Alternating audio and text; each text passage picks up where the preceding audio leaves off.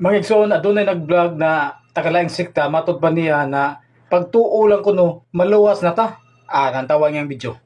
Susalig igsuon kang Hesukristo kay mahimo kang matarong atubangan sa Dios pinaagi kaniya. Dili ikaw sa imong kaugalingon ang maghimo kanimo nga matarong. Salig kang Hesukristo.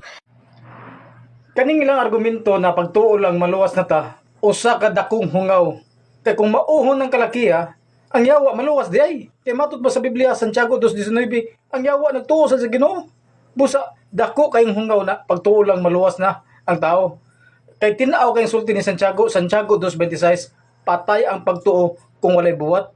Nya, atong numduman sa katong nanglabay ng mga balita, adunay usa ka pastor nangumpra ngadto sa usa ka dakong shopping mall diri sa Cebu. Nya, way bayad-bayad. Ayaw ko na katong pastora maluwas to, nagtuo man gito sa Ginoo ug nagwali man to. Diha nato masukod na apil gud ang buwat, dili ra kutob sa baba. Apil ang buwat, dili kay naugol ta, nagtuo ta sa Ginoo, luwas na, dako ng sayop.